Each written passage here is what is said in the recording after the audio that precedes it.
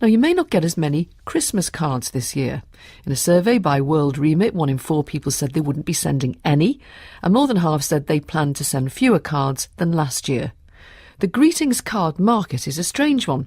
Predictions were that email and texting would replace cards. It hasn't really happened yet, but the market researchers Mintel predict that social media will eat into greeting card sales in the longer term. We'll be talking about that in a minute. First, though, we've been to speak to the people at Moonpig. It's one of the companies that makes personalised cards that you order online.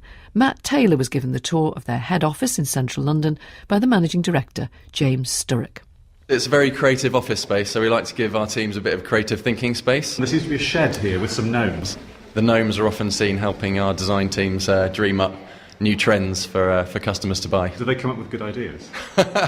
Sometimes. Let's have a little look around at our wall of cards. OK, yeah. We've got around 700 different Christmas card designs this year. My name's Holly Sims and I'm a senior designer at Moonpig. What are the things that people really want at the moment? What do you think is coming next year? I think a lot of humour stuff and illustration with humour is really, really getting a lot bigger. So we're looking at that, and our graduates are helping us with that, sort of more youthful designs, sort of lots of patterns and mark making and what I'd call looser styles, so not so digital, more hand done, hand printed, which is what we do in the studio as well, so that really works for us. Congratulations, well done, thank you, sorry you've had a bad day. We're seeing those more and more popular on the website at the moment. Some of the research is beginning to say that people are sending fewer Christmas cards. Are you seeing that in your sales at all? We're actually bucking the trends. So the industry reports show a very small decline in volume of sales year on year. This was last year's data, but actually an increase in the spend from customers. So while customers might be sending slightly less, they're actually investing a little bit more in that extra bit of thoughtfulness. We're seeing double-digit growth in our card sales. Well, the beautiful thing about the likes of Snapchat and other apps where you can filter your photos to make them really fun is that our customers are using those filters to create a great photo and then uploading them onto a card. That tradition of sending a greeting card, I think, is still really important, particularly so in this really digital age. You sold, I think you were telling me, 12 million cards, which is a lot of cards. But it seems like there's about 880 million being sold in the year. So you've got about 1.5% of the market. Are people just not quite getting online cards, or have they had their moment? Because it seems a tiny market share, even though you're selling millions of cards. I think there's plenty of room to grow.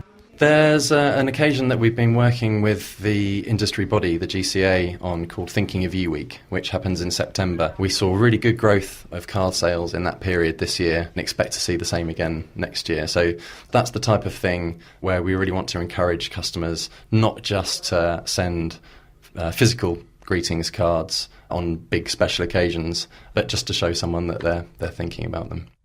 James Sturrock, the Managing Director at Moonpig. Well, he mentioned the GCA, the Greeting Card Association, and Sharon Little is the Chief Executive.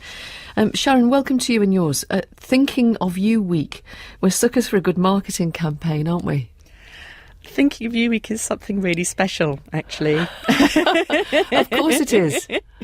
Because it's actually been shown scientifically that by receiving a message by a card, a handwritten message is far more emotionally powerful than receiving a text or an email.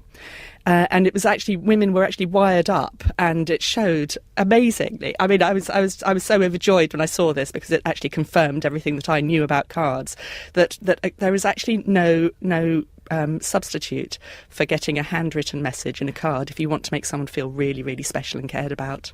How long have we been sending each other Christmas cards? Well, the very first Christmas card, it's a great British tradition, by the way. It was invented in 1843, the commercial Christmas card, by Sir Henry Cole. And he was an amazing man, lots of fingers in different pies.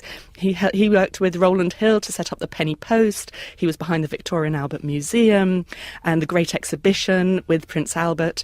And one year he forgot to send his Christmas letters, didn't allow enough time to send them all out. He commissioned his friend, the artist Sir John Horsley, to design a Christmas card, which he then had 1,000 printed. They didn't actually have colour printing in those days, so some were hand watercoloured as well.